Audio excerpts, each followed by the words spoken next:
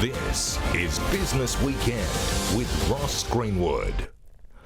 Hi and welcome to Business Weekend. I'm Ross Greenwood. It's great to have your company. Coming up on the program today, while inflation is driving up interest rates here and overseas, the first signs of falling inflation, even deflation, are emerging in key areas. And that's why bond markets and share markets have soared in recent weeks.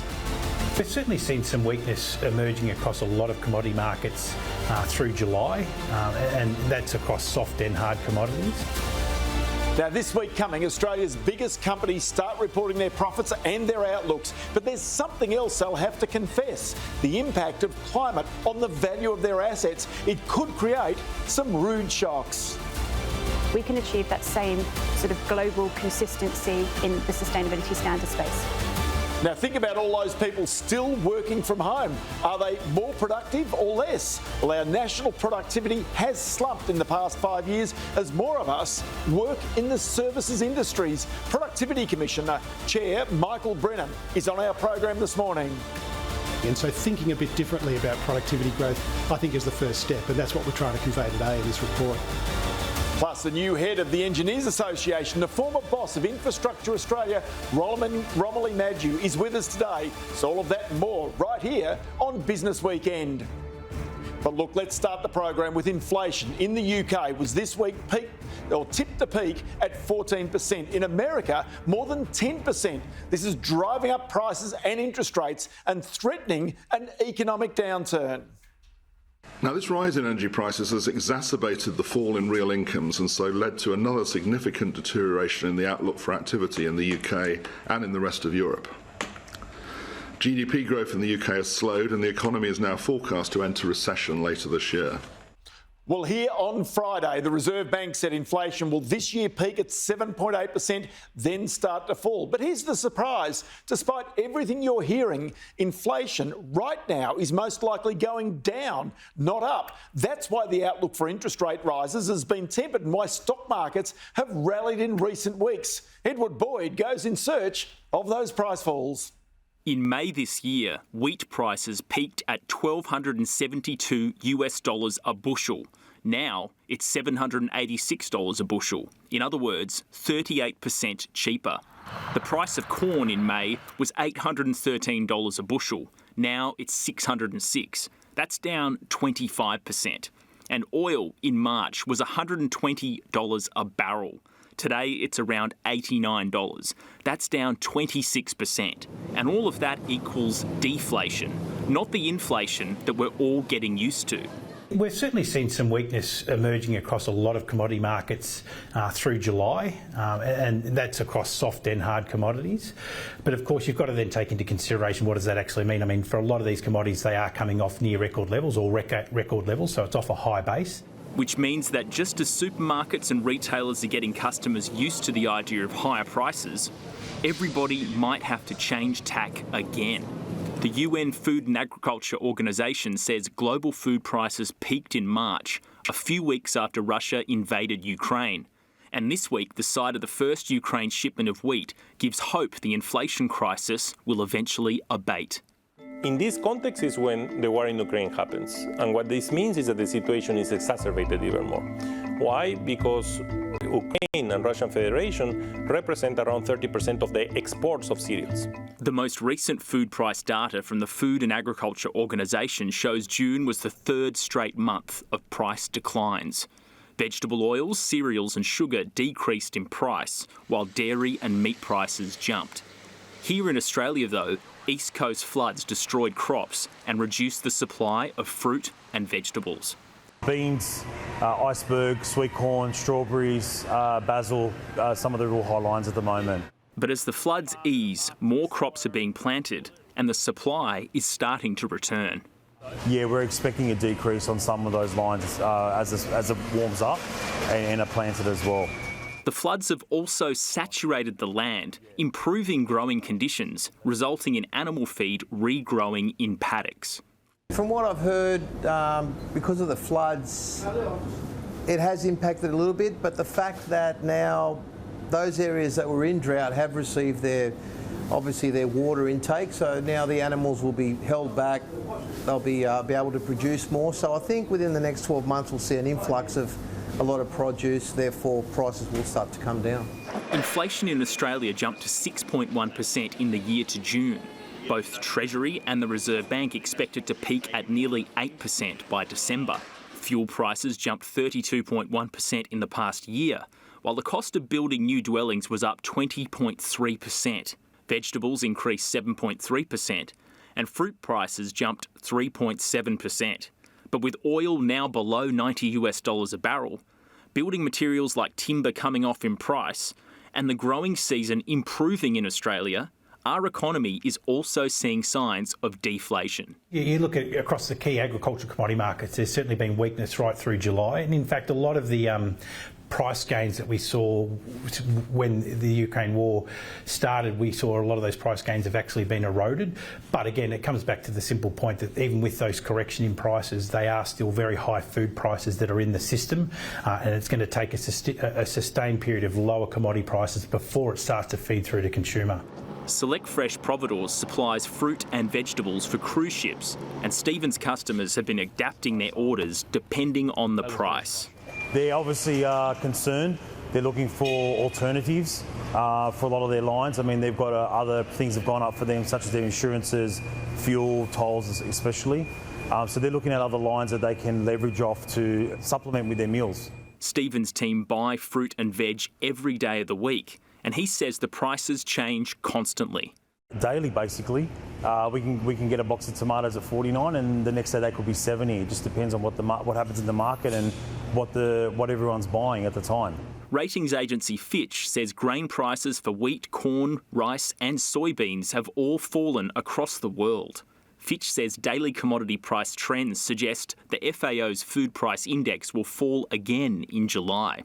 The big shift with grain has been Ukraine restarting its exports.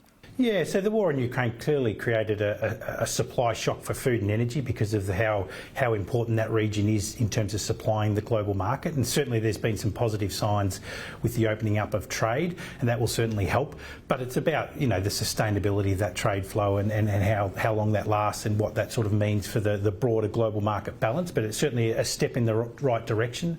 John Collis is the director of A&S Select Meats, a butcher in the Sydney suburb of Mascot, established in 1968. He says inflation is causing customers to be a bit tighter with their spending. The impact that I've seen is that people still need to eat, so they're still going to be conscious of the fact that they have to eat, but they're also looking for value for money, and obviously they've cut back a bit, but they're still, as I said, they still have families to feed, and mouths to feed, I should say, so yeah. John says certain products, like pork, have become more popular with customers due to its value. Good value at the moment is our pork. It seems to have sustained its price and not risen too high. So we've got quite a bit of pork on display at the moment, and we're a lot cheaper than most. While pork has kept its value, other items like beef and lamb have jumped.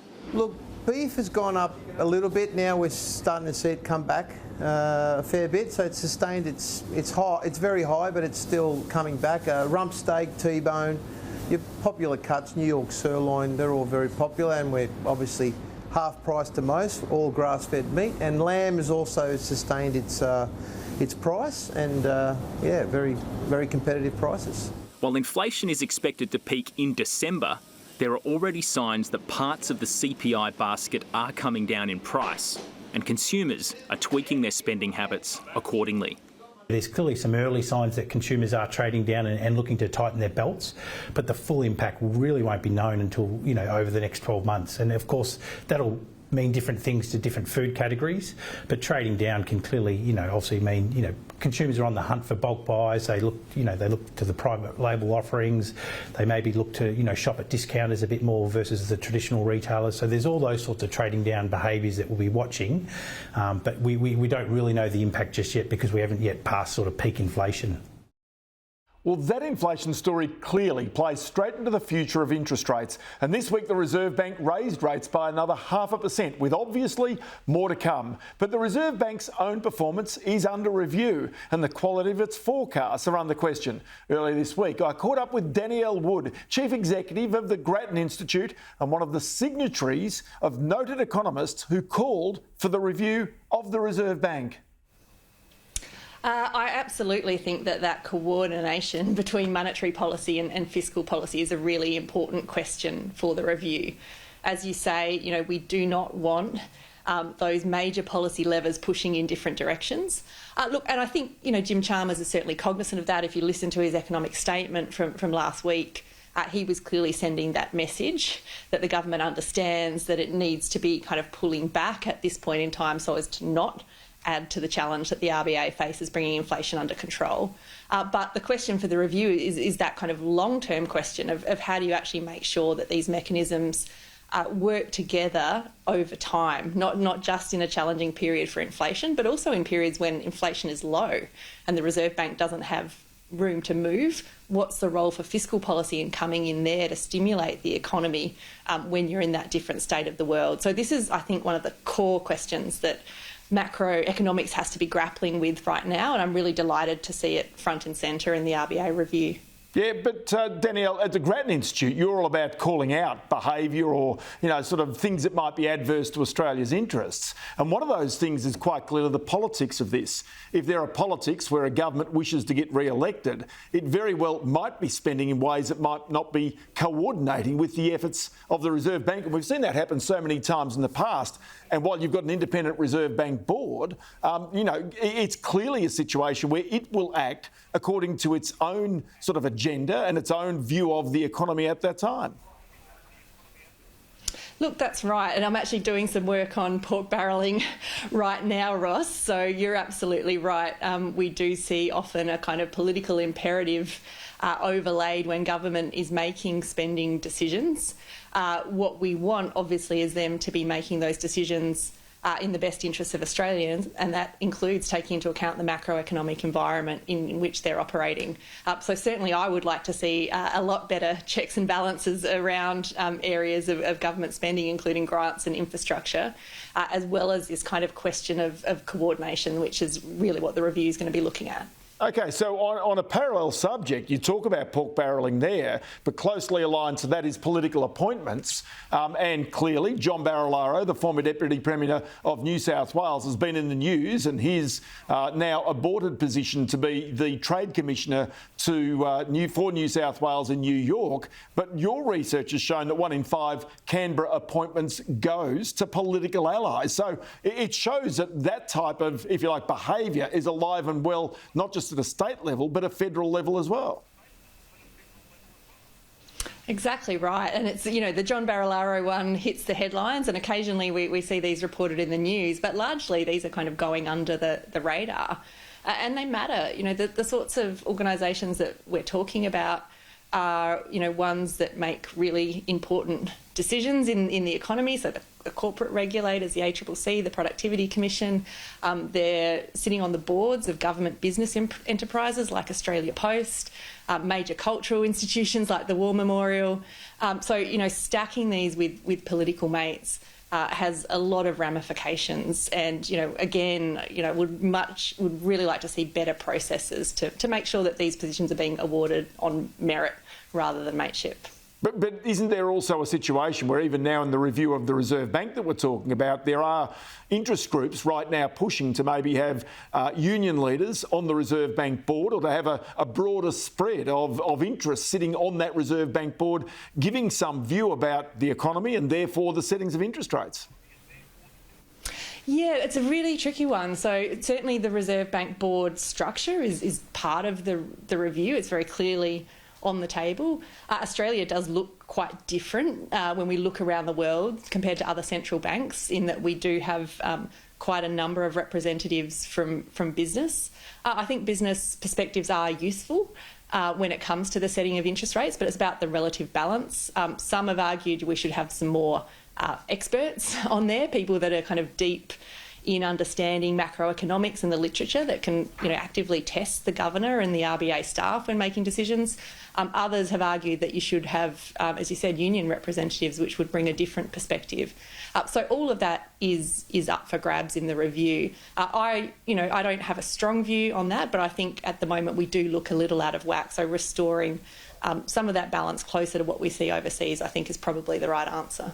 Okay, then do you have a strong view about the way in which the Reserve Bank communicates? Because quite clearly the messages coming from the central bank to the community have been raised into question in recent weeks and months. And then also quite clearly it is about the messaging being clear, concise and consistent, I would imagine, over a period of time, notwithstanding the fact that the economy can change very, very quickly. And that's a very tough job, isn't it, as you say, trying to be consistent but take into account that change. Look, I think the most valid criticism of the RBA in terms of its COVID response is around the communication.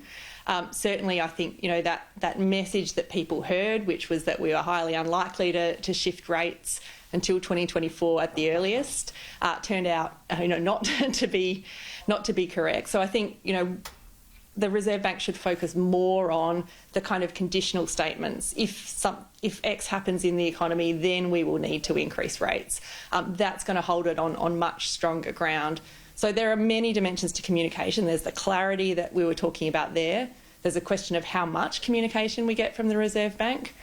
They've increased it over time. We now at least have statements after each board meeting.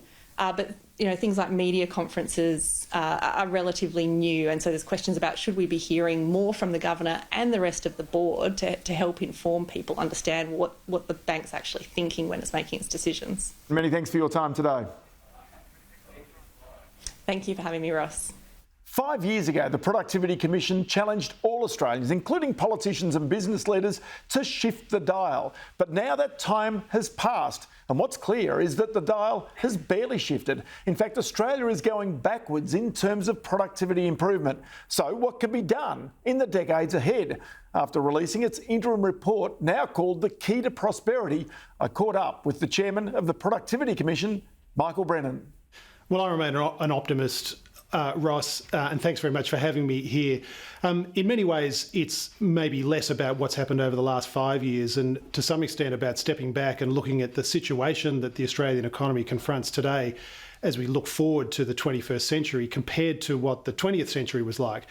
One of the key points we're trying to make in this interim report is that the economy is fundamentally different to the economy that we had in the 20th century, and the path of productivity growth in an economy that's dominated by services is probably going to look a bit different to the way productivity growth occurred in industries like agriculture and manufacturing and mining. And so thinking a bit differently about productivity growth, I think, is the first step. And that's what we're trying to convey today in this report. Okay, so what's basically happened, though, the jobs that were once in manufacturing or mining have now moved and they've gone to the services industry. That's where the employment has gone. But as you point out, because of the introduction of robotics and better processes in mining, manufacturing and also in agriculture, the jobs, the workers had to go somewhere. That's the real fundamental problem, especially when you've got, the unemployment rate right now at such a low. It's an issue across the developed world, and I like to use the example of agriculture. When you think 100 years ago, a quarter of Australians were employed in agriculture. It was by far our biggest employer.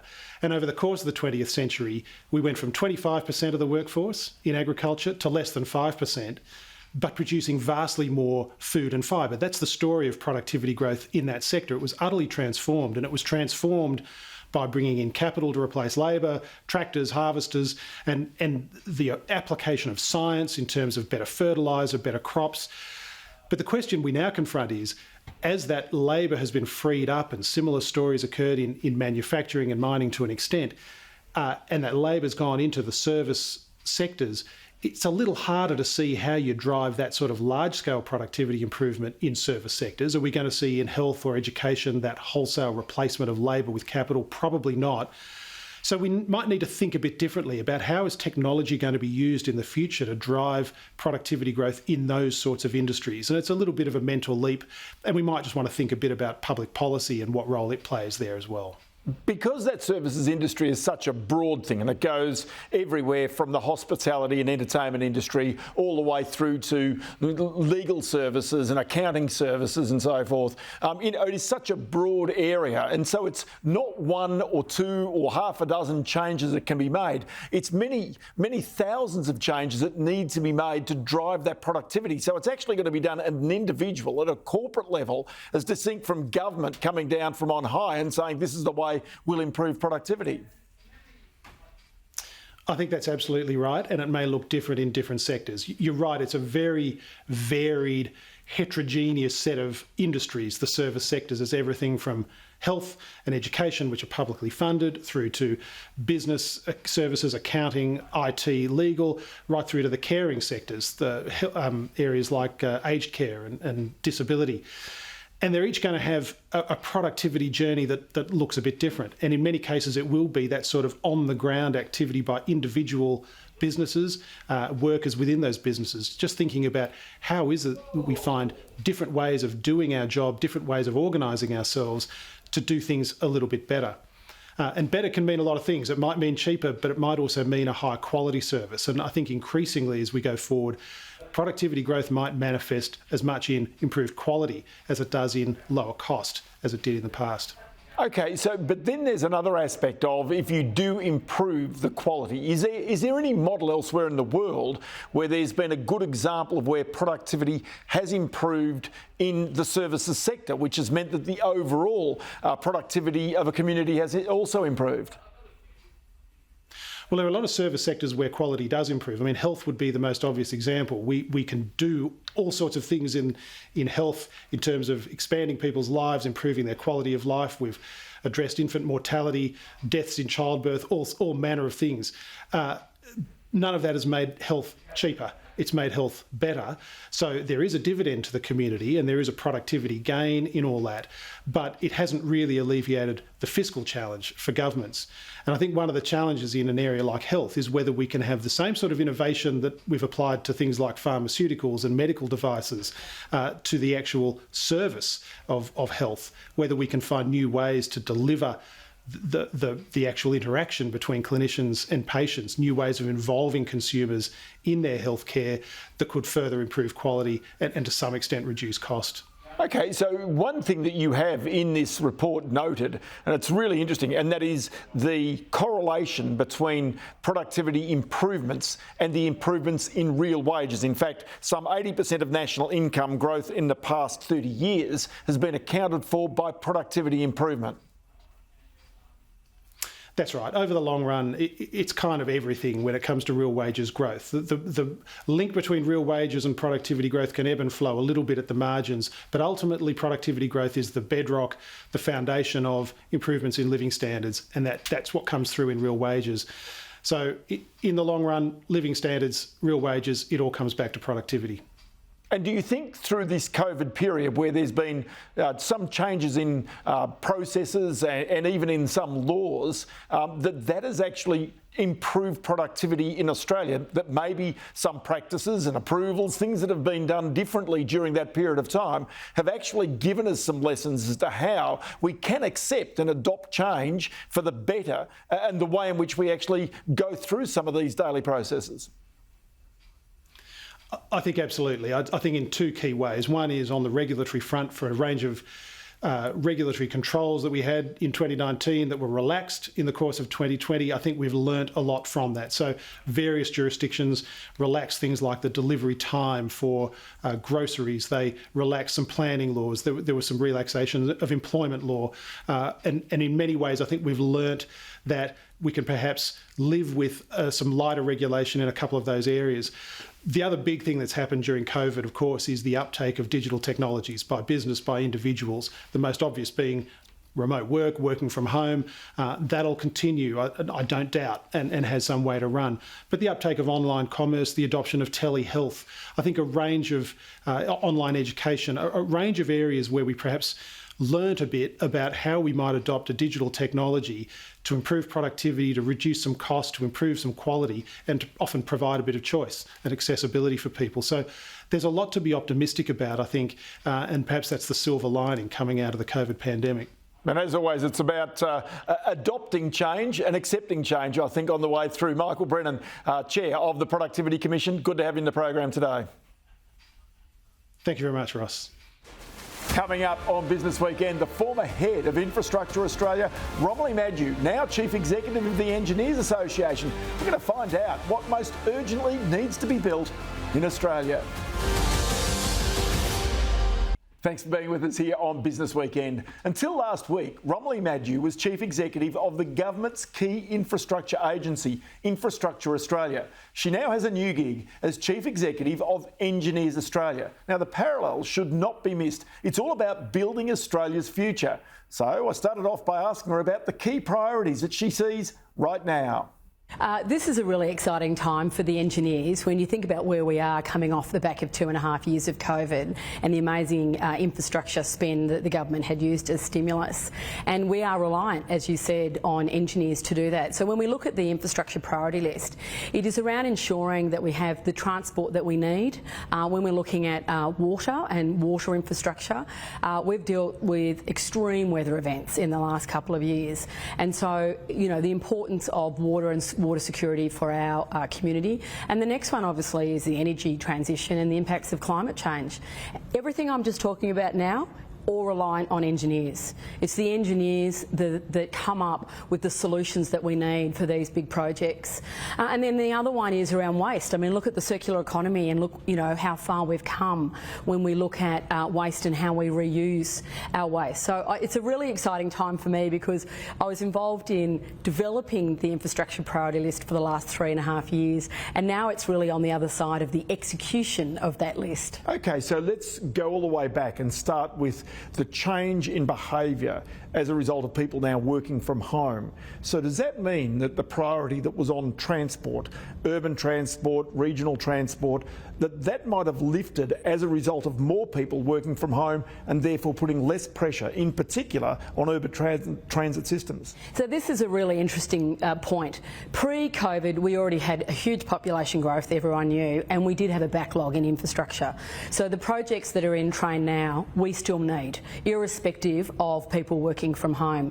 Then coming back to the point about people working from home, what happened with COVID is people chose not to use public transport for safety reasons, and they were going back onto the road. So you'll hear, when you look at the numbers, the congestion numbers are actually higher than pre-COVID.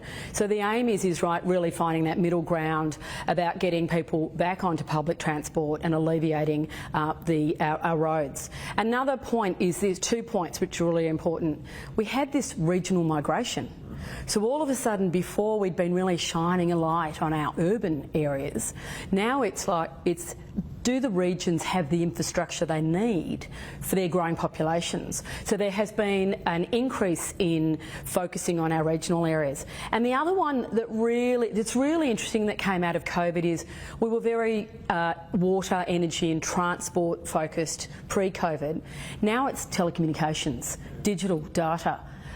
Talking about, as you've asked, about working from home, we all had to have the access to be able to work from home, telehealth, and we're all doing Zoom and Teams now. So the focus on digital and technology infrastructure has really come to light too. And again, everything I have just mentioned all relies on engineers. Of course, because they're the builders, they're the creators of the systems. So go to the next one. Let's go to water, because that clearly is an important issue, especially for many of the flood-prone areas of southeast Queensland and northern and right throughout New South Wales. It's been the second most costly insurance event in Australia's history. You've had the town of Lismore pretty much almost, sort of, if you like, wiped out as a result of this in terms of its future is now very doubtful.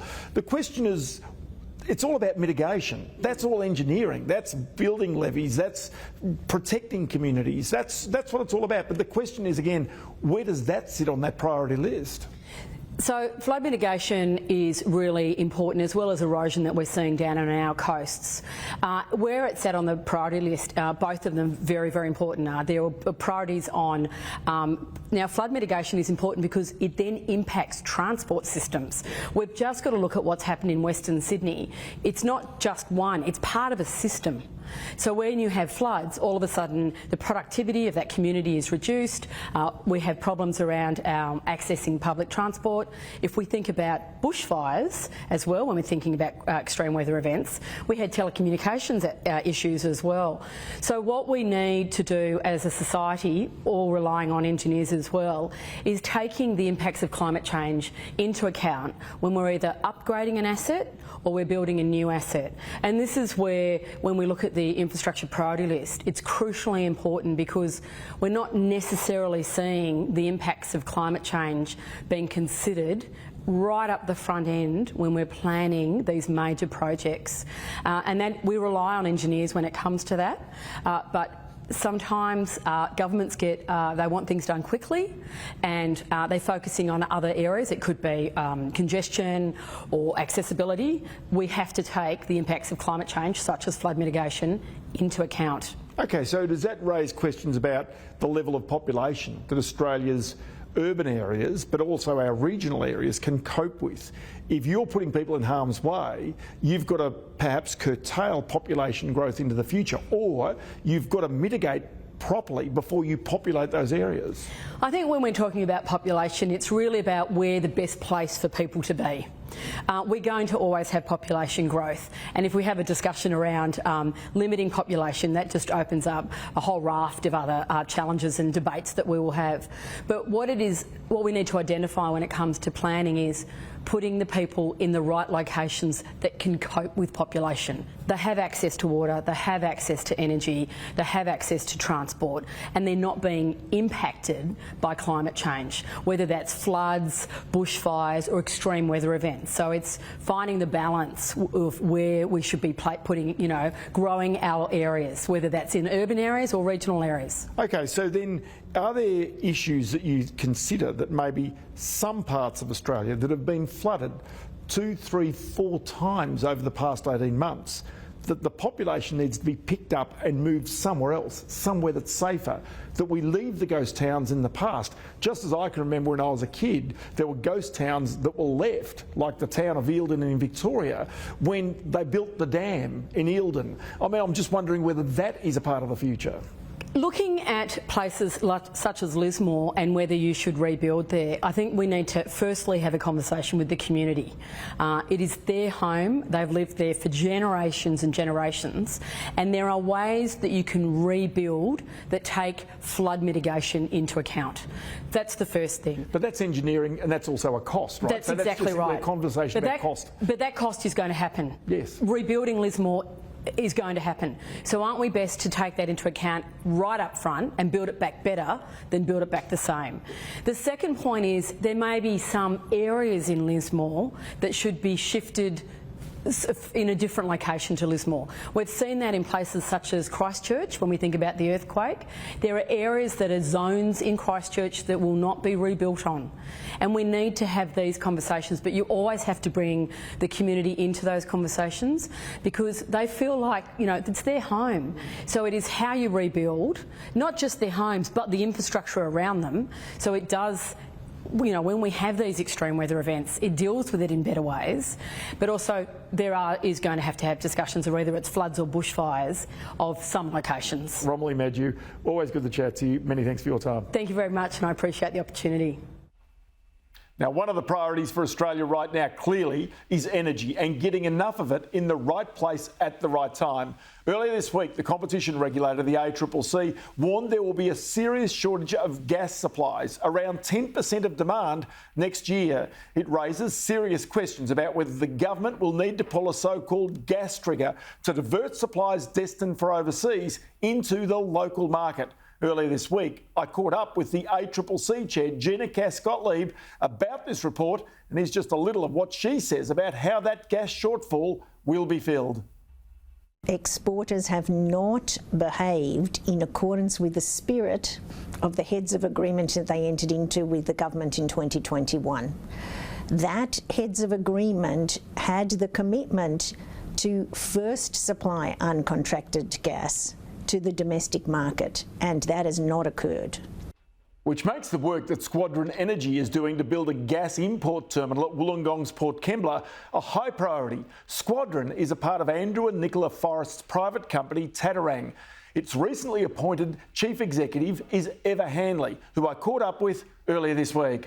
Thanks. First off, this gas terminal, to bring gas in from other parts of Australia to the east coast of Australia, is it a pipe dream or is it going to happen?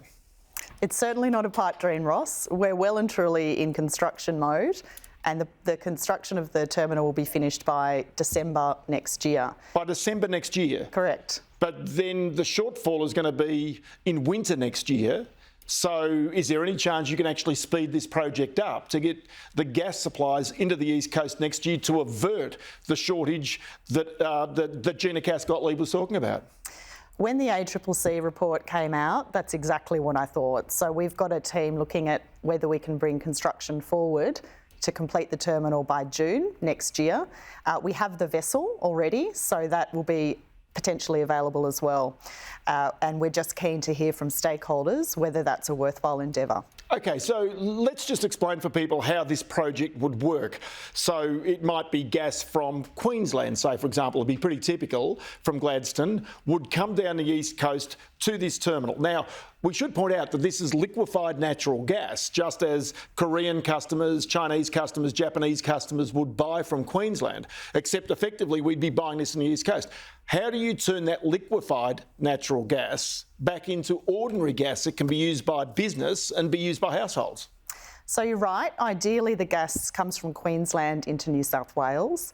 At the moment, it goes via pipeline, but the pipeline infrastructure is extremely congested, particularly in... That's what they say. So Australian Pipeline Authority, APA Group, the pipelines are full. So even if you want to pull that gas trigger, as the government might, you've still got to have the gas find capacity in those pipelines. Yes, which there isn't. So you need to find another way to get the gas from Queensland to New South Wales, and that's where our terminal comes in, because we can put the gas on the ship in Queensland and very quickly ship it down into Port Kembla and inject it straight into the East Coast gas network. OK, so hang on, there's one bit of it that I'm missing though.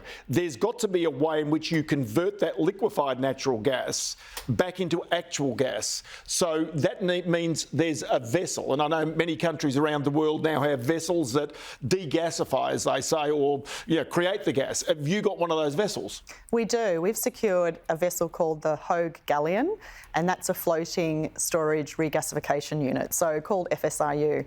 And that ship enables us to take LNG from Queensland, turn it back into its natural form and pump it into the gas network in New South Wales. So is this a recent thing that you've got this ship? Because up until now, there's been no word of this ship actually turning up. Correct. We went unconditional with the contract a few weeks ago, and it's a great ship because it's only one of 43 operating in the world. So they're very rare and very highly in demand. OK, so then I go back to Gina Cass-Gottlieb and the way in which the gas system works. At the moment, there is contracted gas that goes into partners from, say, Korea, Japan, wherever it might be.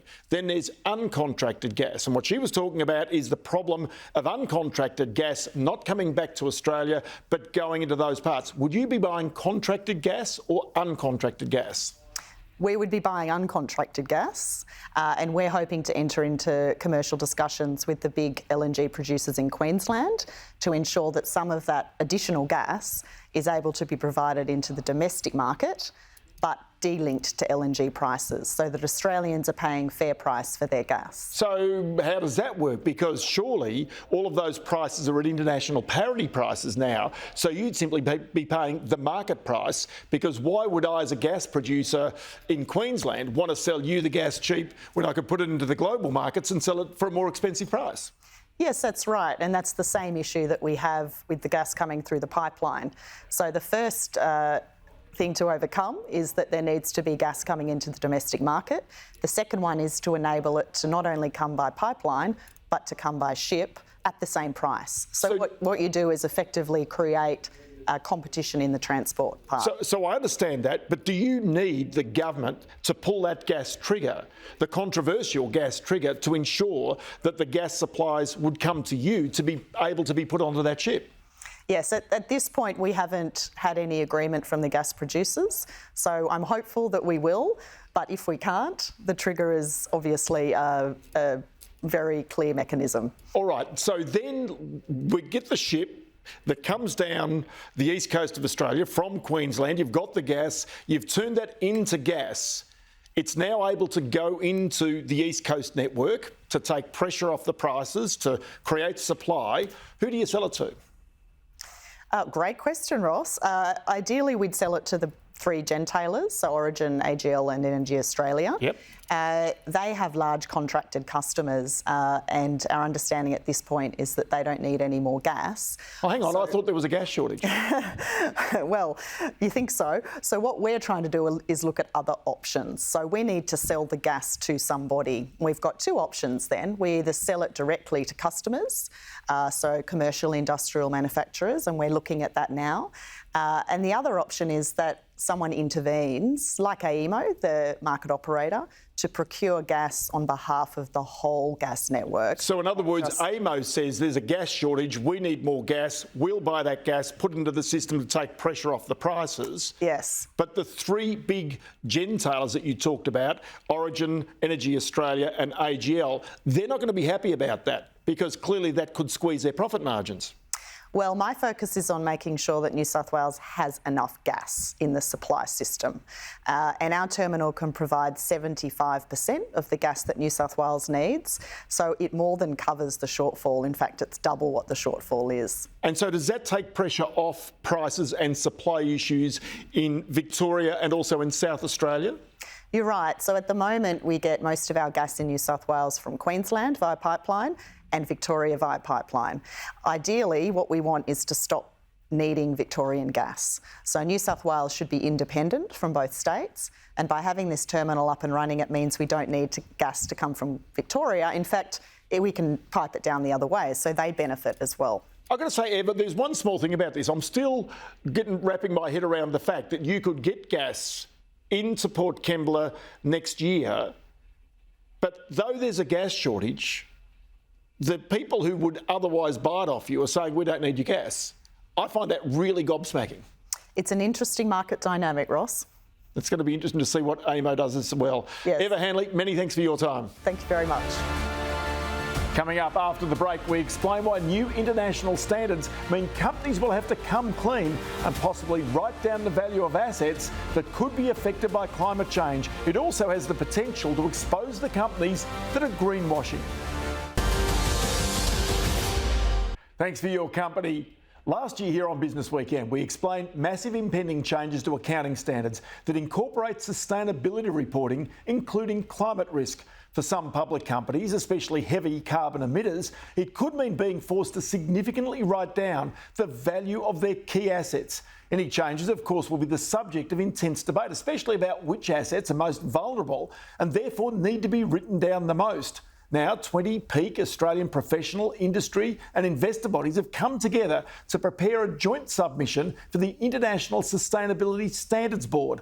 The person who corralled together those organisations is Karen McWilliams, Business Reform Leader for Chartered Accountants Australia and New Zealand, who I spoke with a little earlier.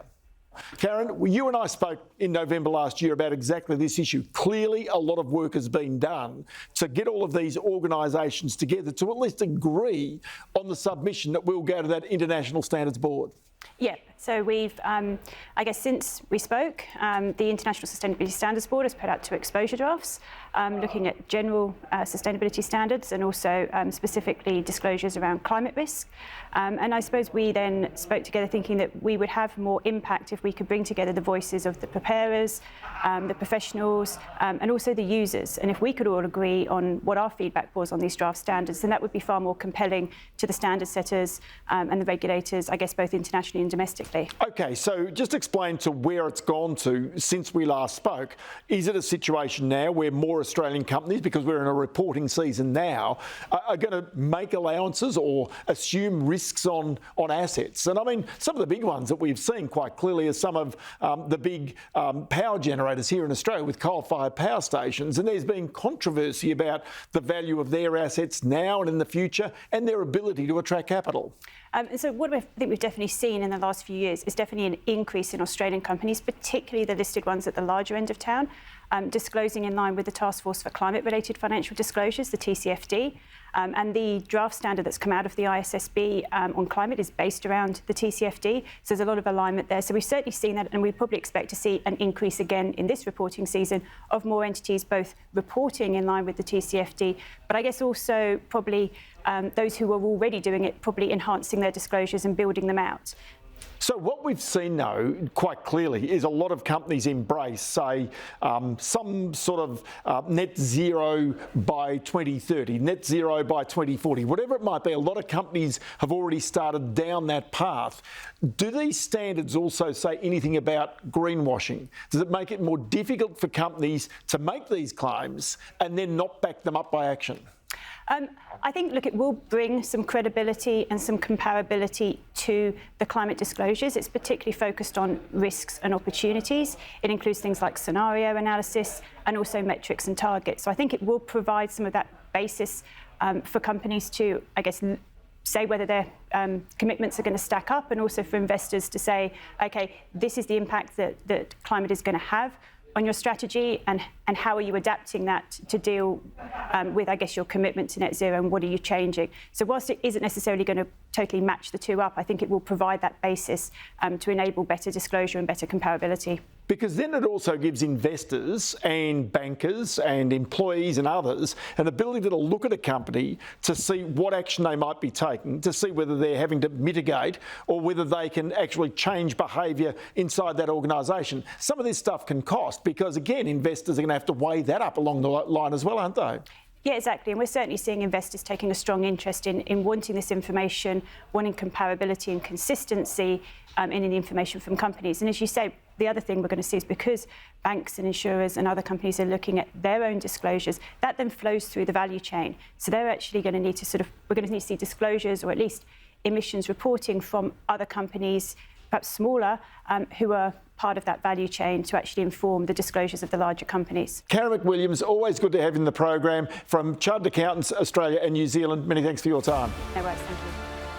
So that's it for Business Weekend this Sunday. Up next is all the latest news right here on Sky News. Business Weekend returns next Sunday. But don't forget, you can keep up to date with all the latest business news with our daily program, Business Now, 4:30 and 10:30 p.m. Eastern Time.